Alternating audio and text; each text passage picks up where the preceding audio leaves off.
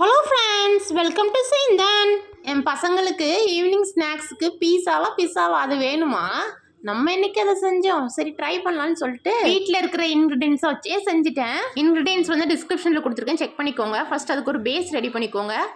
இதுக்கு tomato sauce வேற வேணுமாமே, அதை செஞ்சுட்டு இருக்கிறேன். எங்கள் வீட்டு ஸ்டவ் வேற சிம் பண்ணால் ஆஃப் ஆயிரும். டார்லிங், உனக்கு நான் 4 பர்னர் வச்ச ஸ்டவ் வாங்கி தரேன் டார்லிங் அப்படின்னு என் ஹஸ்பண்ட் சொல்லியிருக்கிறாங்க.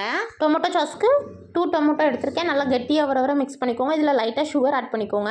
இப்போது ஸ்டவ் ஆன் பண்ணிக்கோங்க. ஒரு தோசைக்கல் வச்சுக்கோங்க. தோசைக்கல்லுக்கு மேலே ஒரு பேன் வச்சுக்கோங்க. அந்த பேனில் ஆயில் ஸ்ப்ரெட் பண்ணி வச்சுக்கோங்க. தென் அதுக்கு மேலே நம்ம ரெடி பண்ணி வச்சுருக்க அந்த பேஸை தின்னாக ஸ்ப்ரெட் பண்ணி விட்டுக்கோங்க. அப்புறமா நம்ம சாப் பண்ணி வச்சுருக்கிற கேப்சிகம் அண்ட் ஆனியன், அப்புறம் சில்லி ஃப்ளேக்ஸ் வந்து நான் வீட்டிலே ரெடி பண்ணது தான். அதை ஸ்ப்ரெட் பண்ணி விட்டுட்டு தென் அதுக்கு மேலே சீஸ் வச்சுக்கிட்டேன்.